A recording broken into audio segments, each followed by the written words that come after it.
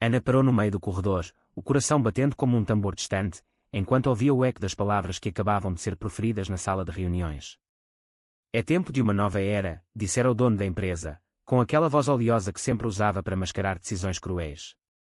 Ela, com os seus 17 anos de lealdade inabalável à firma de segurança cibernética em Lisboa, sentia o chão tremer debaixo dos pés. Não era só um emprego, era a sua vida tecida em códigos, protocolos e segredos que mantinham o governo português e contratos europeus a salvo de ameaças invisíveis.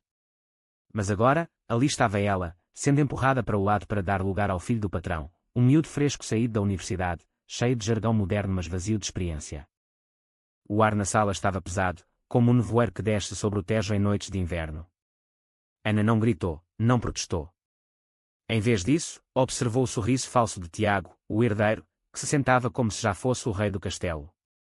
Ele usava um relógio novo, ainda com a película protetora, um símbolo patético de quem se vestia para impressionar sem merecer o respeito.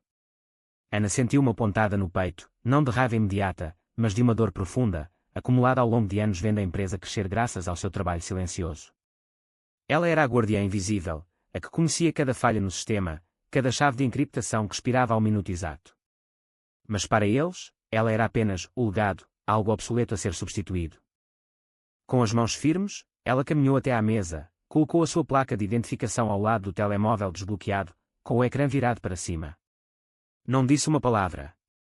O silêncio era a sua arma, afiado como uma lâmina de fado, cortando o ar sem som.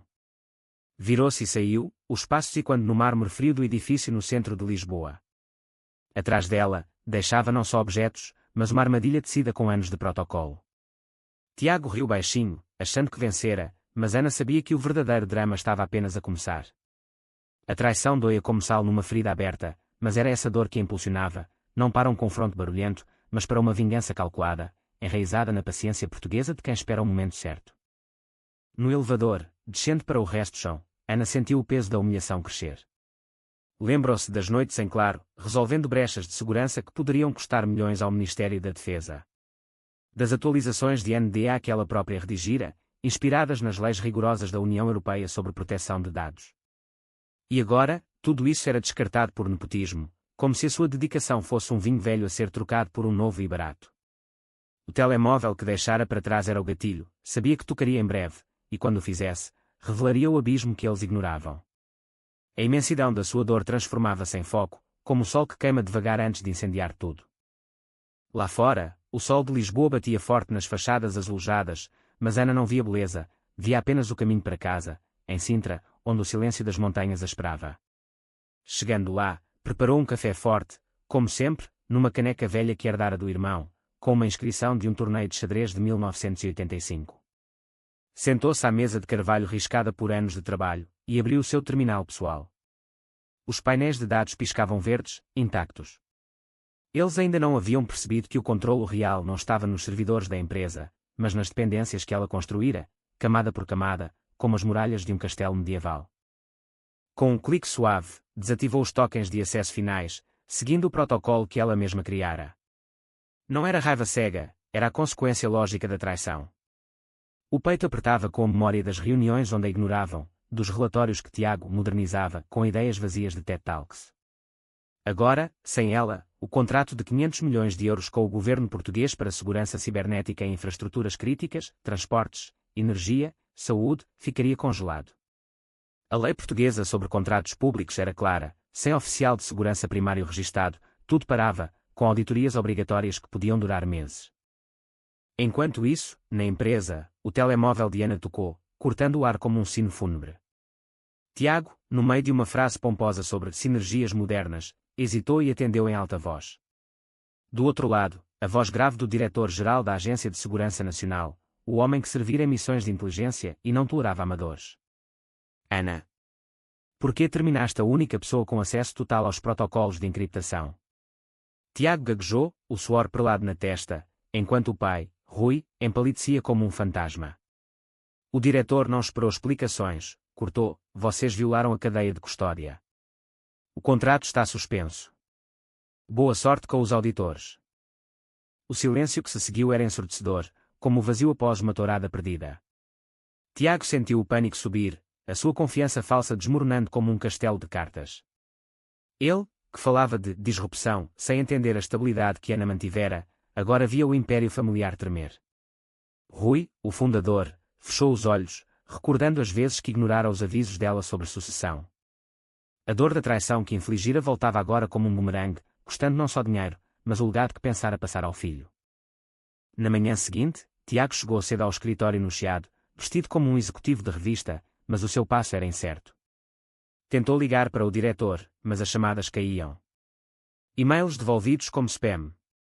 Convites de reunião declinados em segundos. O departamento legal enviou um memo, de acordo com o artigo 12 da Lei de Contratos Públicos, operações dependem de um oficial de segurança primário registado. O processo de sucessão leva 4 a 6 meses.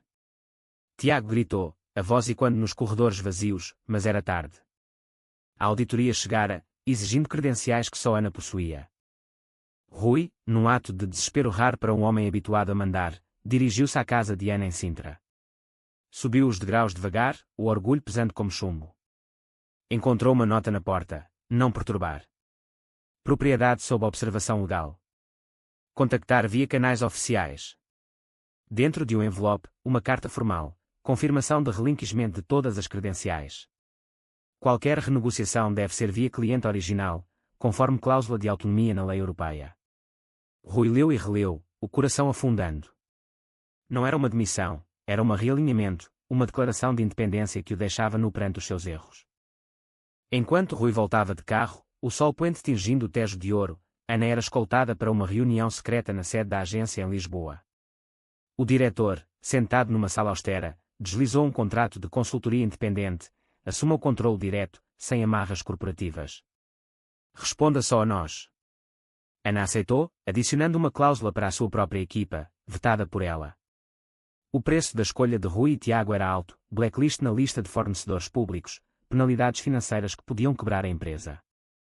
Dias depois, às 4 da manhã, os acessos finais foram revogados nos sistemas federais. Um e-mail lacónico chegou, não autorizados. Tiago, no boardroom, murmurou, estamos fora. Ninguém respondeu. Rui ficou imóvel, o império que construíra desmoronando por causa de uma traição familiar. Ana, no seu novo escritório simples em Belém, recebeu a transferência de 7 dígitos, mas o verdadeiro triunfo era o silêncio reconquistado. Não mais egos nepotistas, apenas precisão, na sua mesa, nos seus termos. A vingança não era doce, era amarga, como um vinho envelhecido demais, mas necessária para curar as feridas da traição. E assim, no coração de Portugal, onde o fado ensina que o destino cobra caro, Ana ergueu-se das cinzas, enquanto os outros pagavam o preço da sua arrogância.